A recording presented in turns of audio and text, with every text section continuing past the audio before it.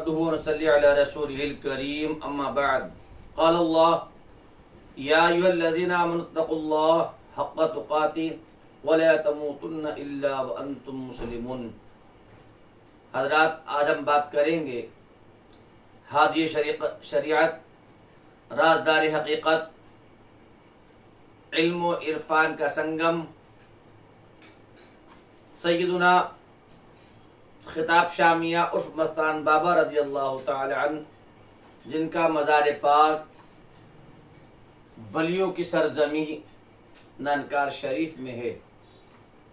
مستان بابا رضی اللہ تعالی عنہ یہ مجذوب صفت ولی ہیں۔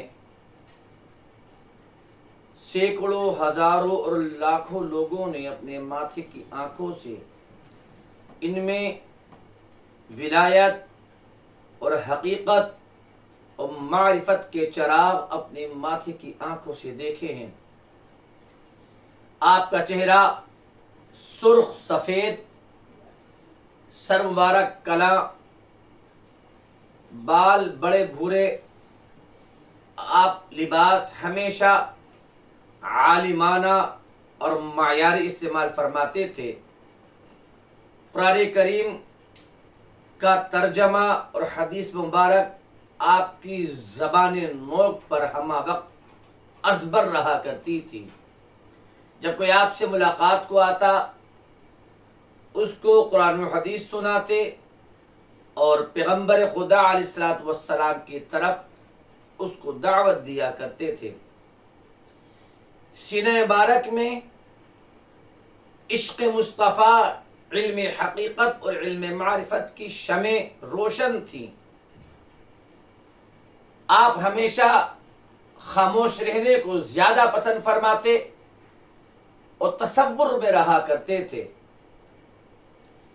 سیدنا خطاب شامیہ مستان بابا رضی اللہ تعالی عنہ سوات بنیر کے رہنے والے ہیں، اور وہیں سے سیدنا خواجہ حسن شاہ صاحب رضی اللہ تعالی عنہ، جن کا مزار نانکار میں ہی ہے، اور جو مرید و خلیفہ ہیں سیدنا شاہ درگاہ محبوب الہی رضی اللہ تعالی عنہ کے، آپ وہاں سے جلوہ بار ہوئے تھے، اور انہی کے مزار پاک پر خواجہ حسن شاہ صاحب کے آپ اکثر وقت گزارا کرتے تھے۔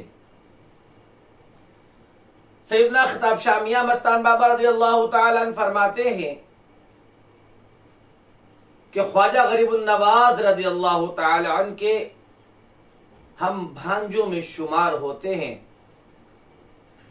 آپ صبح سے لے کر دوپہر تک شہر کے اکثر علاقوں میں گشت فرمایا کرتے تھے، جس کو میرے پیر و مرشد عارف حق فرماتے ہیں کہ آپ کی یہ ڈیوٹی تھی، درویش ایک ڈیوٹی ہوتی ہے کہ وہ شہر میں لوگوں کے روحانی معاملات کو دیکھے اور ان کی اصلاح کرے۔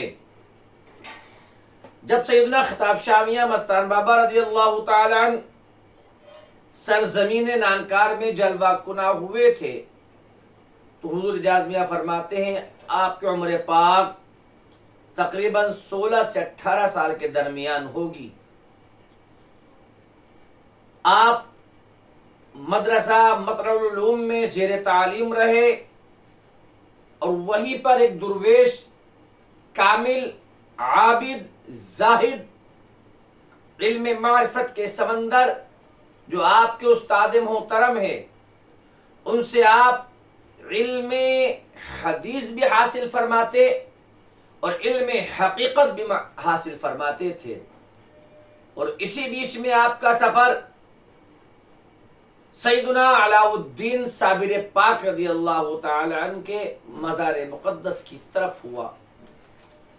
وہی کی قیام کے ایام میں سیدنا صابر پاک کے مزار پاک کے پاس ہی کسی مجذوب کی نظر آپ پر پڑی، اور میں عرض کر دوں کہ جب مجذوب کی نظر آپ پر پڑتی ہے، کسی درویش پر پڑتی ہے، بس درویش کامل کی نظر پڑنا تھی، سارے حجابات رب نے ہٹا دیے۔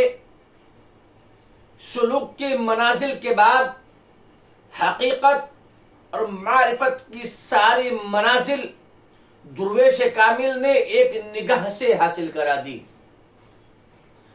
صابر پاک کے مزار پاک کی حاضری کے بعد آپ دہلی تشریف لے گئے۔ جامع مسجد کی مین دروازے کی دہلیز کے پاس سیدنا ہرے بھرے شامیہ رضی اللہ تعالی کے مزار پر طویل زمانے وہاں پر رہے، اور حقیقت کی مزید منازل وہاں رہنے کے بعد میں آپ نے حاصل فرمائی۔ پھر رامپور تشریف لے آئے۔ جب دوبارہ رامپور تشریف لائے تو قلندر کی شکل میں تھے۔ جب دوبارہ تشریف لائے تو آپ کی نگاہوں میں حقیقت اور معرفت کے سمندر بہہ رہے تھے۔ سیدنا حسن شاہ صاحب رضی اللہ تعالی کے مزار پاک پر وقت گزارنا، قیام کرنا اور لوگوں کو ان کی منشا کے مطابق عطا فرما دینا، یہ طر امتیاز تھا سیدنا مستان شاہ بابا رضی اللہ تعالیٰ عنہ کا۔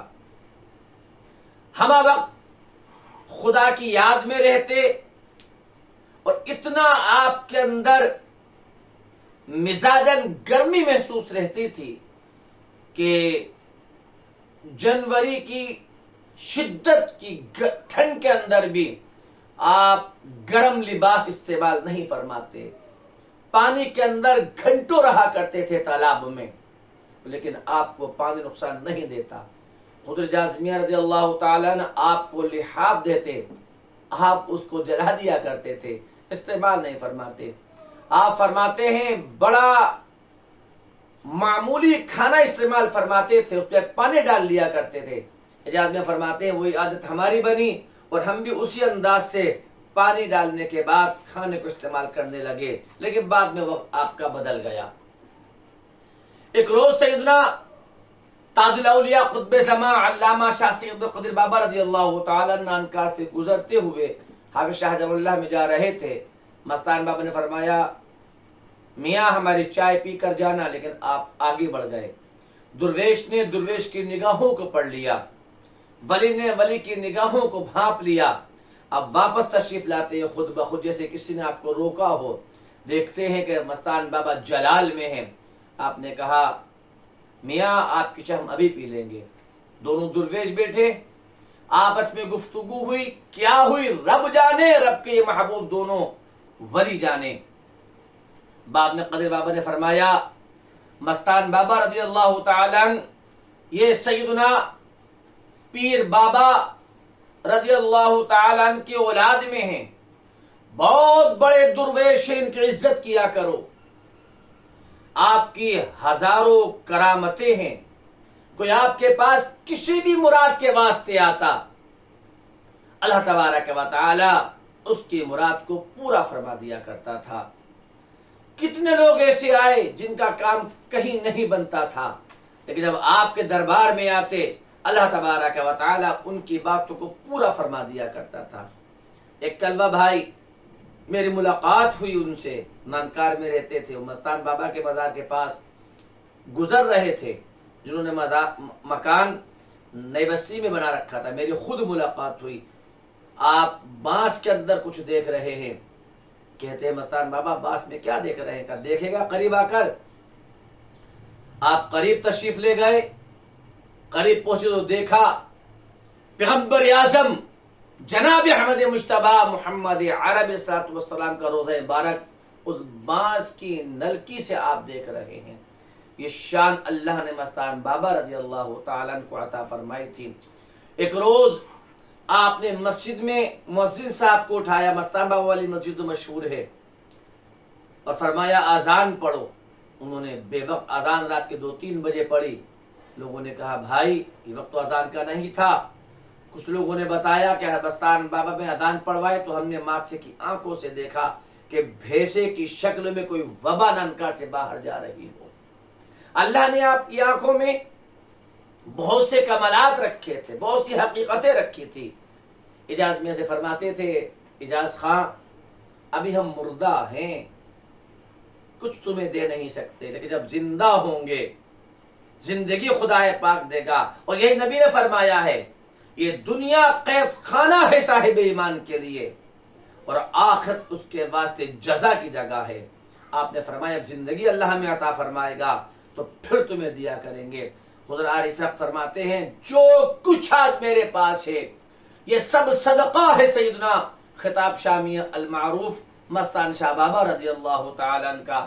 حضور جاذبے کے پاس کوئی آتا کسی سوال کے لیے تو آپ فرماتے مستان بابا میں جاؤ، ان کے دھونے کی راکھ کو استعمال کر لینا، رب نے دھونے کی راکھ میں یہ شفا عطا فرمائی ہے کہ بے اولاد کو اولاد مل جاتی ہے، بے آرزو والوں کو خدا پاک آرزوؤں کو پورا فرما دیتا ہے۔